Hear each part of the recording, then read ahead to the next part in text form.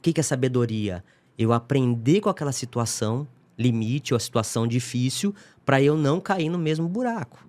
Então, olha a diferença entre ser experiente e ter sabedoria. Então, o Chico dizia para nós, né? Então, a doença vem, como uma professora, como a Lani falou muito bem, para a gente aprender alguma coisa.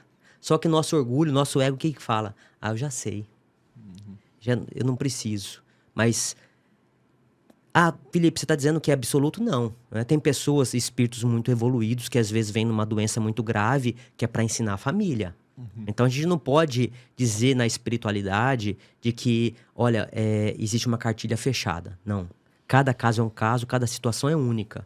Mas a gente pode aprender. E aí, quando a gente muda esse olhar, a gente consegue... Então, o Chico tinha esse olhar. Então, as pessoas procuravam o Chico, ele sempre falava assim, olha, apesar dos 22 comprimidos que eu tomo todos os dias, eu vou bem de saúde.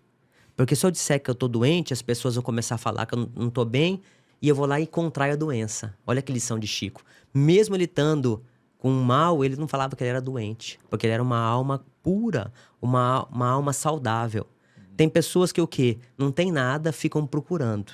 Procurando problema. Problema. É igual quando você tá com gripe, assim, você não tá muito bem, você fala, vou lá no pronto-socorro. Aí a gente chega lá, tem uma pessoa com a perna cortada, o outro ensanguentado, o outro ruim. O que a gente faz? A gente sara na hora, né? Falando, eu tô ótimo. Você fala, vou embora, vou tomar aqui um chazinho, vou embora. Então, é quando a gente se compara com os outros, né? Não que a gente não tem que procurar cura, mas mudar o olhar. Isso é importante. A perspectiva, né? Sim. Porque é interessante algumas alterações da definição de saúde da OMS, da Organização Mundial de Saúde. O homem é um ser biopsicossocial, só esqueceu o espiritual. Mas, hoje, o Conselho Federal de Medicina abriu uma comissão de espiritualidades e saúde. Quer dizer, eles estão percebendo que nós estamos para além do corpo. A gente percebe muito a medicina hoje, algumas diferenças já, mas a importância do pensamento, do sentimento e da emoção na cura ou na doença. Tanto é que eles criaram essa comissão agora, foi esse ano, recentemente. Então é ciência andando de mão dada com a espiritualidade. Já está andando de mão dada. Nós temos as associações médico-espíritas, São Paulo tem, Brasília, a doutora Marlene Nobre, ela criou as associações médicas, que era uma obrigação que a gente imagina que tenha sido do Valdo Vieira, mas ele deixa a parceria com o Chico, né? O Valdo Vieira. Então, o que a gente precisa? A definição de saúde, eu gosto muito da definição do Emmanuel, que está no Consolador, que ele diz o seguinte, que a perfeita harmonia da alma é saúde. Não do corpo. Não do corpo. Não do corpo. Então, qual é a necessidade? A gente não leva isso aqui.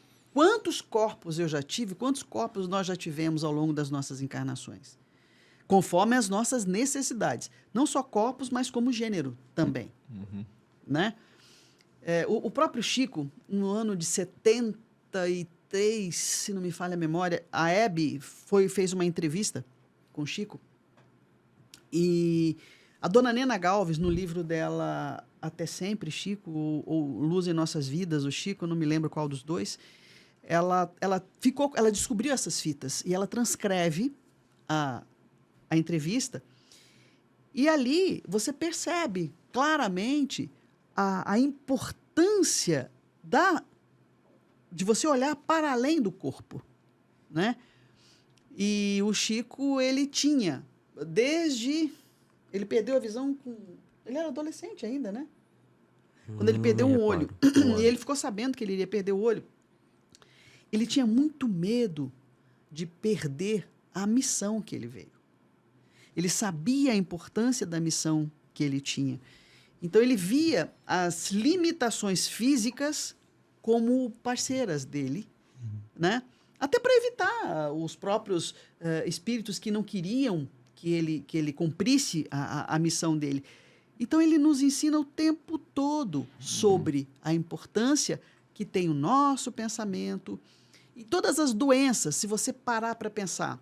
Ele deu o exemplo da dele. O diabetes, qual é a finalidade do diabetes? Limites. Eu preciso ver o doce e saber que eu não posso comer esse doce. Então, ela vai me ensinar sobre limites. Nossa, sensacional. Então, todas as nossas doenças, por isso que o Chico falava, que foi o que o Felipe disse, as doenças são professoras. Mas tem um propósito. Claro. Não existe a dor pela dor. Não existe o sofrimento. Deus não é mau. Claro. Mas e a frase lá do Chico, que nós mandamos no nosso DNA? Como que a gente pode encaixar nisso? Naquilo que eu falei um pouco antes. O Chico, quando ele era adolescente, uma vez perguntaram para ele assim, como é que ele fez se ele tinha desejos sexuais na adolescência? É inegável. Todo menino, toda pessoa, quando descobre, ainda mais meninos, né? A puberdade. Ele, sem estudar nada, ele era católico, ele foi católico até os 17 anos. Ele diz que ele corria lá perto da casa dele, em Pedro Leopoldo, tinha uma mini floresta. Ele corria para lá e conversava com as células dele e falava assim, minhas filhas, do sistema genésico, né, que são chakras, ligados à sexualidade, Kundalini e tal. Minhas filhas, eu sei que vocês precisam se alimentar dessa energia, mas eu não vim para isso.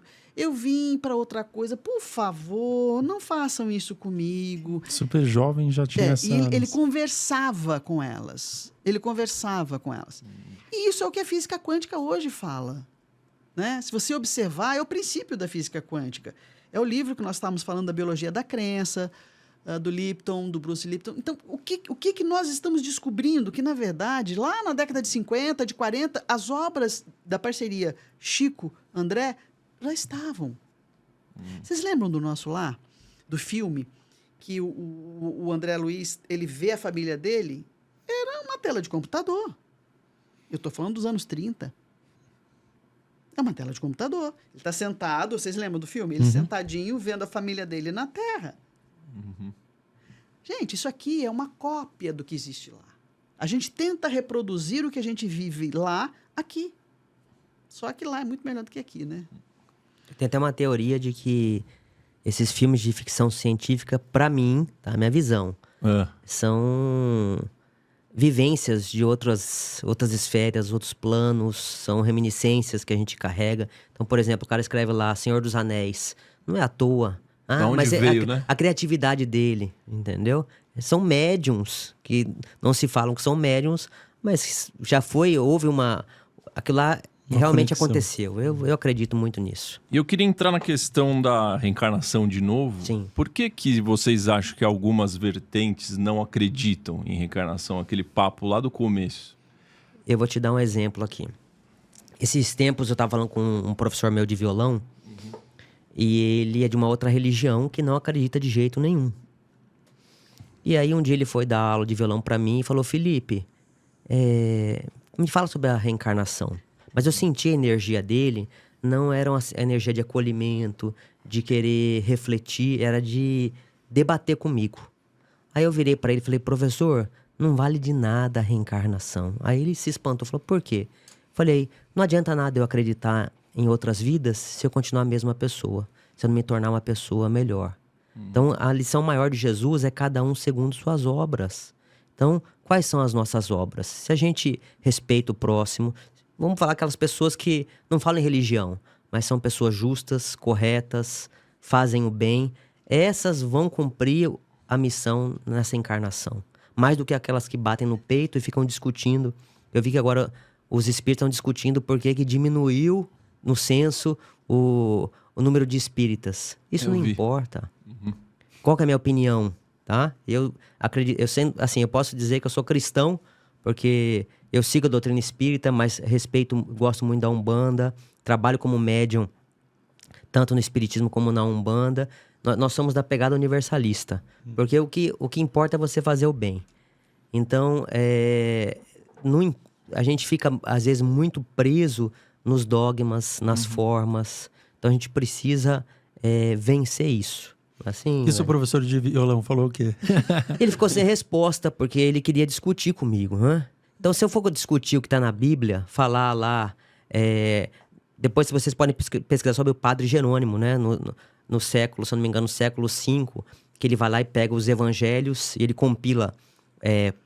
Marcos, João, Mateus e Lucas, que são os evangelhos canônicos. Existem os evangelhos apócrifos, que foram descobertos. Então, você vai entrar numa discussão que ninguém vai fazer nada. Aí o que ele fala com o professor? Professor, vamos fazer caridade, vamos no hospital, vamos ajudar as pessoas. Porque Vamos tirar muitas sangue. as pessoas mais difíceis são as religiosas. Mas nesses evangelhos apócrifos, eles comentavam sobre a reencarnação? Inclusive tem no próprio evangelho canônico. Tá. Né? Tem, Mateus 17, tem várias. transfiguração. Como é que é? Daquela a parte do Elias, né? Que ele conversa falar sobre o Elias, né? E aí ele fala que João Batista, não sei se vocês conhecem essa passagem. Ele fala assim, Se você puder falar ela pra gente. Depois, se você procura, você acha. Mateus 17. e ele fala sobre o seguinte, ele diz o seguinte, né? Tá lá no evangelho, falando que ele já veio, mas não reconheceram. E estava dizendo sobre João Batista. Então, o que aconteceu com o profeta Elias? Ele decapitou quantas? Dezenas, porque acho que 70. Para entender esse capítulo da Evangelho. Bíblia, do Evangelho, você tem que saber quem foi Elias no Velho Testamento. Elias foi um profeta, porque a Bíblia ela é dividida, o povo acha que o espírita não conhece a Bíblia, né? Mas a gente conhece. Ela é dividida em três livros, né? Os Provérbios, o Velho e o Novo Testamento. O Velho, ele tem uma finalidade, que é preparar para a vinda do Messias e a crença num Deus único, porque eles eram politeístas, ou adoradores do bezerro de ouro, ou Baal. E Elias, ele mandou decapitar, acho que uns 200 sacerdotes de Baal, ou adoradores do bezerro de ouro. O tempo passa, e aí Jesus... Ele é batizado por João Batista, enfim, E João Batista morre como? Decapitado na bandeja. A Salomé, para dançar para Herodes, ela pede a cabeça numa bandeja de João Batista. Pois bem, passa o tempo, se aproximam em espírito Elias e Moisés. E os apóstolos de Jesus eram todos medrosos, né? Os discípulos, eles eram muito medrosos. E aí eles vêm e ouvem, queriam montar uma tenda para cada um deles, e eles ouvem uma voz, faça o que meu filho pede e tal. Eles enfiam a cara no chão e ali eles ficam, até o fenômeno acontecer. Quando termina, Jesus bate, vamos, não digam nada do que viram aqui, porque eu ainda não... Até que o Filho do Homem também esteja e volte, né? Retorne. Porque ele se intitulava o Filho do Homem, Jesus. Abre aspas, eu vou repetir literalmente o que está aí. Ricardo, pode valer para nós aí. Mestre, era Elias? Sim, era Elias. Mas segundo os fariseus, Elias voltaria antes de vós. Jesus responde, Elias esteve entre vós, mas vós não reconhecestes. Fizeram dele o que bem entenderam e farão o mesmo com o Filho do Homem. Foi então que os discípulos perceberam que Jesus falava de João Batista. Tem uma outra passagem também que é interessante, eu não lembro agora, porque eu não sou de decorar. A memória, a sua tá boa. Tá Você boa. falou que não tava. Para coisas passadas. Mas, e tinha um cego de nascença. E aí os apóstolos perguntaram para Jesus, mestre, por que ele é cego de nascença? Foi por culpa dos pais dele ou dele? Como que um cego de nascença pode ter a própria culpa? Então, dentre os apóstolos já tinham outro conhecimento. Jesus falava de coisas mais profundas. Então, para o povo que era mais cru espiritualmente, ele falava de uma forma mais simples. Mas para quem... Por isso que aquela conversa com Nicodemos, ele fala assim, você, Rabi, na Galileia, não sabe sobre isso? Que você precisa nascer do Espírito e da água, né? Então, assim, para cada um, Jesus... tinha, de acordo com a sua profundidade, ele tinha uma fala mais rasa ou mais... E existe um outro aspecto também que... Bom, nós tivemos a Bíblia a fase dos copistas, né? Que garantia você tem que ao fazer uma daquelas cópias não houve alguma alteração. Mas reza a história que a reencarnação estava na Bíblia até o século V. A Teodora é casada com Justiniano, acho que é o nome dele, acho que é esse, imperador. Ela era prostituta. E ele gostou dela, casou com ela. E as prostitutas de lá, da terra dela, né? Começavam, Nós somos se ela pode ser imperatriz, nós também podemos. E começaram a comentar da vida passada dela. E ela ficou muito brava com isso. O que ela faz? A Teodora manda matar todas as prostitutas de Constantinopla, todas as prostitutas da região dela ali. E aí as pessoas começaram a falar, você vai pagar, você vai ser morta. Que ela mandou, acho que 200, 300, não sei quantas prostitutas que ela mandou matar. E você vai morrer 300 vezes por você ter matado essas meninas, etc. e tal. Ela chamou o Justiniano e falou, vem cá, tira esse troço. Chamou o Papa da época e tentou convencê-lo a tirar a reencarnação. E o Papa concordou e eles tiraram. Dizem que lá no Vaticano tem os originais onde a reencarnação ainda aparece. Mas além disso, vocês acham que tem algum interesse por trás? Porque a igreja prega o conceito de paraíso e inferno, né? Que com a reencarnação esse conceito cai, né? Você sabe, eles acreditam na ressurreição. Eu dei aula num seminário lá em Cuiabá, eles não sabiam que eu era espírita, e um dia estavam discutindo, professora, reencarnação ou ressurreição? Eu pensei, Jesus, o que eu falo agora? Eu falei, olha, o espírito é eterno, é isso que importa, vamos cuidar do nosso espírito, independentemente se nós vamos ressuscitar ou reencarnar. O importante é que a gente faça o bem, que a gente siga o que o nosso Mestre Jesus nos ensina. Então, o que acontece com a reencarnação? Porque, veja, para vocês creem em Deus? Com certeza. Ótimo. Se Deus é justo, e Ele é a própria justiça, se a vida é uma só, por que tantas diferenças? A minha irmã mais velha desencarnou com 51 anos, eu vou fazer 64. Minha mãe foi com 84, meu pai com 67. Por que nascem crianças excepcionais, crianças cegas? Por que tanta diferença se a vida é uma só? Então, Deus joga dado, segundo Spinoza, né? O Einstein adorava essa... Eu gosto do Deus imanente do Spinoza. Mas, de qualquer modo, por que as diferenças? Por que tanta diferença? Se a vida é uma só. Uma vez, eu estudei em colégio de freira e perguntei para uma freira, ela me disse, o justo paga pelo pecador. Eu falei, não, tudo menos isso. Meu Deus, não faz isso, não. Falei que eu deixei. E o mais interessante é que, sem criticar nenhuma religião, eu acho que não existe boas religiões. Existem pessoas que têm um compromisso com a sua transformação. Eu fui, durante muito tempo, salvacionista. Muitas religiões são salvacionistas. A doutrina espírita é evolucionista. Então, te dá a responsabilidade sobre a sua própria vida. Salvacionista, você quer dizer com Jesus veio e salvou todo mundo. Quer dizer, né? Eu vou à missa, comungo, confesso. No caso da católica, que eu fui oriunda da igreja católica, acho que a maioria de nós, né? Hoje, talvez, muitos são oriundos do evangélico, né? Mas acho que nem nos cabe criticar. Acho que cada um... Sim, óbvio. Eu acho que toda religião tem o seu porquê. Então, por exemplo, tem pessoas no presídio que, às vezes, a doutrina espírita não consegue fazer um trabalho tão bem feito igual a evangélica. Sim. Por quê? Então, vamos supor que eu seja um espírito endurecido. E aí chega um espírita pra mim, eu tô lá preso, fala assim, Felipe, não se preocupe. Você fez coisa errada nessa encarnação, você vai ter uma nova chance de novo. O que eu vou fazer? Vou continuar errando. Agora, se vai uma pessoa e fala assim, Felipe, você tem que parar com isso. Se você continuar aqui, você vai perder e acabou pela eternidade. Então, é um freio para mim. Então, essa crença, nada é perdido por Deus. Então, por isso que a gente não pode criticar nenhuma religião. E é tudo por sintonia. As pessoas estão na sintonia que elas desejam. Entendeu? Né? Chico não convertia ninguém. Então, tem relatos de pessoas que trabalharam a vida inteira com ele e eram católicas. Aí uma vez perguntaram, por que você é católico trabalhando com o Chico? Ele nunca me pediu para ser espírita. Então, o Chico sabia que cada pessoa... Por exemplo, eu sou devoto de Nossa Senhora, fiz o caminho da fé. É um lugar fantástico, porque é um caminho para dentro da gente. Então, a religião, na verdade, é só um convite para a gente sair do materialismo e tentar fazer esse mergulho em nós. Na espiritualidade. As religiões, elas são caminhos possíveis para a nossa espiritualidade. O que é espiritualidade? Todos os caminhos levam a Roma, a gente pode dizer assim.